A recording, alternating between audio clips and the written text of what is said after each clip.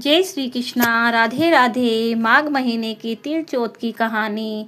ये व्रत माघ कृष्ण बदी चौथ तिल चौथ को किया जाता है। इस दिन पूजा में श्री गणेश जी व चौथ माता के तिल कट्टे का भोग लगाया जाता है। पूजा के सामान के साथ तिल कट्टे का भोग अवश्य रखा जाता है।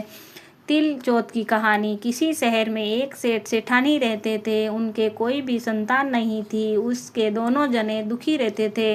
एक बार सेठानी के पड़ोस की स्त्रियां तिल की चौथ का व्रत करते हुए देखा तो पूछा कि आप किस व्रत को कर रही हैं, इसके करने से क्या लाभ होता है। औरतें बोली कि यह चौथ माता का व्रत है, इसके करने से धन वैभव पुत्र सुहाग आदि सब कुछ प्राप्त होता है, घर में सुख शांति का वास होता है। जब सेठानी बोली कि यदि मेरे पुत्र हो जावें तो मेरे चौथ माता का व्रत करके 1.25 किलो तिल कट्टा चढ़ाऊं। बाद में वह गर्भवती हो गई, तब भी भोग नहीं लगाया और चौथ माता को बोली कि हे चौथ माता, यदि मेरे पुत्र हो जावे तो 2.5 किलो का तिल कट्टा चढ़ाऊंगी। गौरी पुत्र गणेश जी वे चौथ माता की कृपा से उसको पुत्र रत्न की प्राप्ति हुई, पर उसने तिल कट्टे का भोग नहीं लगाया। फिर जब वे लड़का बड़ा हुआ और सेठानी बोली कि इस लड़के का विवाह हो जाए तो 5.25 किलो का तिल कट्टा चढ़ाऊंगी। भगवान गजानन जी वे तिल चौथ माता की कृपा से मेहरबानी से उसके पुत्र को सगाई अच्छे कुल की कन्या से हो गई और लगन मंडप में फेरे में होने लगे। लेकिन भाग्यवान सेठानी फिर भी चौथ माता के तिल कट्टे का भोग लगाना भूल गई।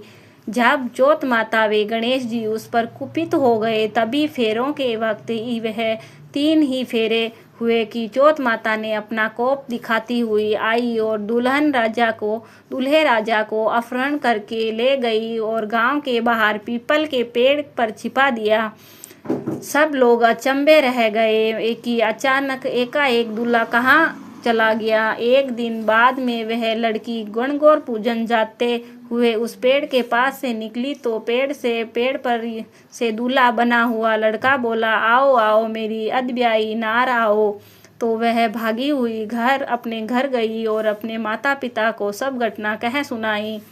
यह समाचार सुनते ही सभी परिवारजन वहां पहुंच और देखा कि यह तो वही जवाई राजा है जिसने हमारी बिटिया से अधफेरे खाए थे और उसी स्वरूप में पीपल पर बैठे थे। तो सभी ने पूछा कि आप इतने दिनों से यहाँ क्यों बैठे हैं हो, इसका क्या कारण है। जवाई राजा बोले कि मैं तो यहाँ चौथ माता का गिरवी बैठा हूँ, मेरी माता से जाकर कहो वह मेरे जन्म को लेकर अभी तक के बोले हुए सारे तिलकट्टे का भोग लगाकर चौथ माता की प्रार्थना करके क्षमा याचना करें, जिसके मुझे छुटकारा मिले। वे लड़के की सास ने अपनी समधन को जाकर सारा हाल सुनाया।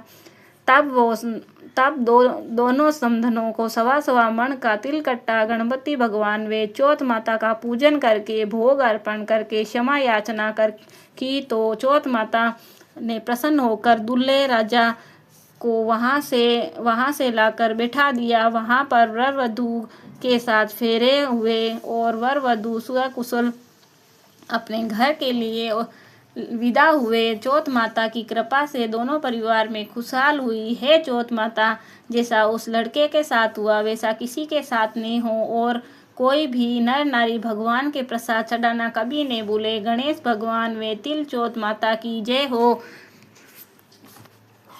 तिल चौथ की दूसरी कहानी। दो देवरानी जिठानियाँ थी। जिठानी के बहुत धन था, देवरानी गरीब थी। देवरानी भगवान गणेश जी की बहुत आराधना करती थी। वो अपनी जिठानी के घर रोज आटा पीसने के लिए जाती। जिस कपड़े से आटा छानती वो कपड़ा उसके लिए घर लाकर पानी से धो लेती और अपने पति को घोलकर पिला देती।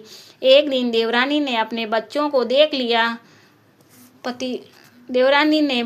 देख लिया। वे अपनी माँ से बोली कि हे माँ, चाची तो अपने घर से आटे का कपड़ा ले जाकर चाचा जी को घोलकर पिला देती है, पर जिठानी ने देवरानियों से कहा घर जाओ और आटे छानने का कपड़ा यहीं रख कर जाया करो। देवरानी ने वैसा ही किया। घर में गई और उसका पति बोला कि चूर्ण घोलकर पिला दो। देवरानी बोली कि आज उसके आटा छानने का कपड़ा वहीं रख दिया है, इसीलिए मेरे पास आपको खिलाने के लिए कुछ भी नहीं है।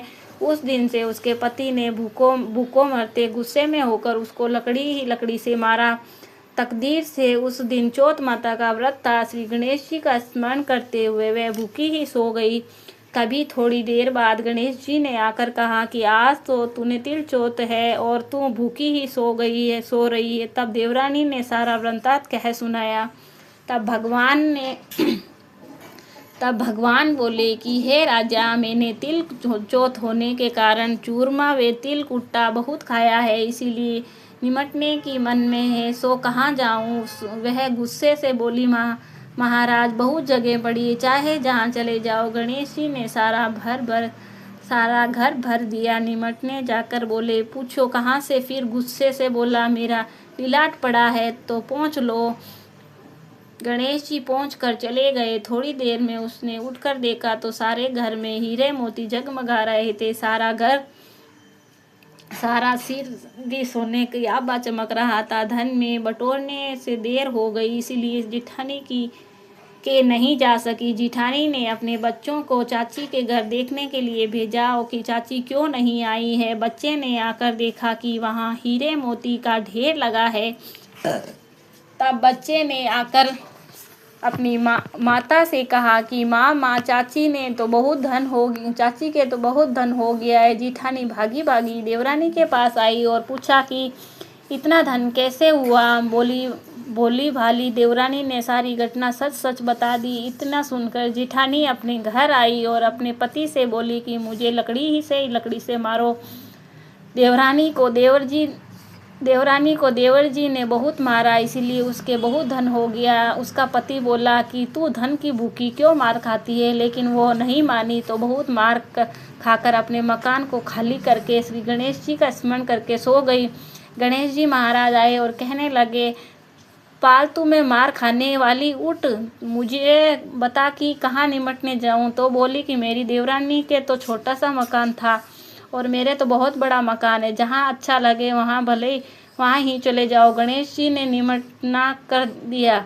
अब बोले कि पूछूं कहाँ। जिठानी बोली कि मेरा लिलाट पड़ा है, पहुँच कर चले जाओ। थोड़ी देर में उसने उठकर देखा तो सारा घर सड़ रहा था, बदबू आ रही थी। तब वह बोली कि हे गणेश जी महाराज, आपने मेरे साथ छल कपट किया है। देवरानी को तो धन वैभव दिया है, मुझे कूड़ा दिया है। गणेश जी आए और बोले कि तूने धन की भूखी मार खाई। जिठानी बोली कि क्षमा याचना करने लगी, है महाराज, मुझे भी धन नहीं चाहिए, अपना समेटो। गणेश जी बोले कि तेरे धन को आधा देवरानी को दे, तभी अपनी माया समेटूंगा।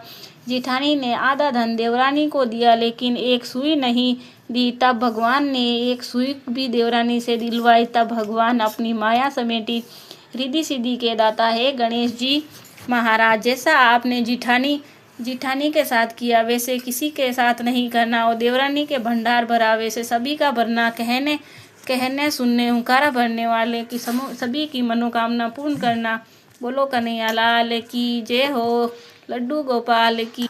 विनायक जी की कहानी। एक दिन गणेश जी के मंदिर में मेला आया। सभी जन मेले में जा रहे थे। एक छोटी सी लड़की थी, वो अपनी माँ से बोली कि मैं भी मेले में जाऊंगी। माँ बोली वहाँ भीड़ बहुत रहेगी तो भीड़ में दब जाएगी, पर लड़की नहीं मानी। माँ ने कहा कि ठीक, चली जाओ। उसके साथ 2 चूरमे के लड्डू बांध दिए, वे लोटे में जल भर कर भेज दिया। माँ ने कहा, बेटी, एक लड्डू गणेश जी को खिला देना और जल पिला देना, फिर एक तू खा लेना। लड़की मेले में गई।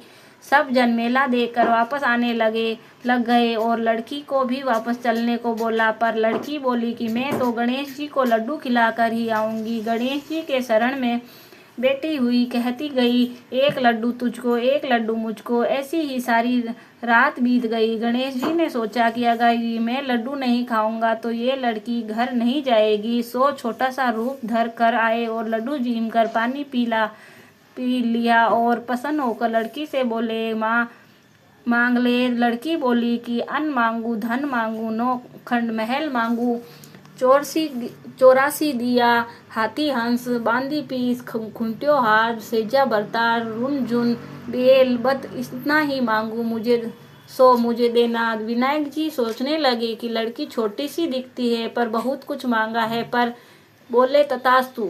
लड़की को सब कुछ मिल गया। रुन झुन बेल पर बैठकर सारा सामान लेकर घर गई। माँ ने कहा सब तो कभी के आ गए, तू कहाँ थी? लड़की बोली कि मैं तो मेला देखने आई हैं, मैं तो विनायक जी को चूरमा खिलाकर पानी पिलाकर आई हूँ। विनायक जी ने प्रसन्न होकर मुझे सब कुछ दिया है। उसकी माँ और लोग देखते ही रह गए। विनायक जी बहुत मान्यता रखने लगे। हे विनायक जी महाराज, जैसे लड़की को दिया वैसे सबको देना, कहने सुनने हुंकारा भरने वाले को सारे परिवार को देना। जय विनायक जी महाराज की जय हो।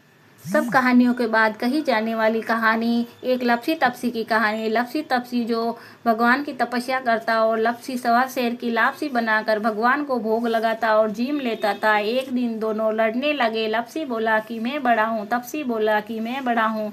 इतने में नारद जी आए और पूछा कि तुम क्यों लड़ रहे हो? तो लप्सी ने कहा मैं बड़ा हूँ, तपसी ने कहा मैं बड़ा हूँ। तपसी बोला कि मैं सारे दिन भगवान की पूजा करता हूँ। तो नारद जी बोले कि मैं तुम्हारा फैसला कर दूंगा। दूसरे दिन तपसी नहाकर आने लगा तो नारद जी ने 1.25 करोड़ की अंगूठी उसके आगे फेंक दी। उसने आंख खोलकर देखा तो 1.25 करोड़ की अंगूठी पड़ी है। तब तपसी ने अंगूठी उठाकर गोद के नीचे दबा ली, तपस्या करने लगा। लप्सी सुबह उठकर 1.25 शेर की लापसी बनाकर भगवान को भोग लगाकर जीमने लगा। इतने में नारद जी आए। तब दोनों ने पूछा कि कौन बड़ा है? फिर तपसी ने कहा कि मैं बड़ा हूँ। नारद जी बोले कि तू घोड़ा उठा। घोड़ा उठाया तो 1.25 करोड़ की अंगूठी निकली। तब नारद जी बोले कि तूने तो अंगूठी चुराई है, इसीलिए तेरी तपस्या भंग हो गई है, इसीलिए लप्सी बड़ा है। तो तपसी बोला कि महाराज मेरी तपस्या का फल कैसे मिलेगा? नारद जी बोले कि रोटियां बनाकर बाटियां नहीं बनावे तो फल तुझे होगा। ब्राह्मण जी माँ का दक्षिणा न दे तो फल तुझे मिलेगा। साड़ी देकर ब्लाउज ना दे तो फल तुझे होगा।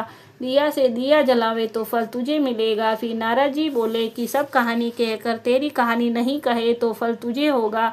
तब से लप्सी तपसी की कहानी कही जाती है। बोलो कन्हैया लाल की जय। गजानन जी महाराज की जय हो।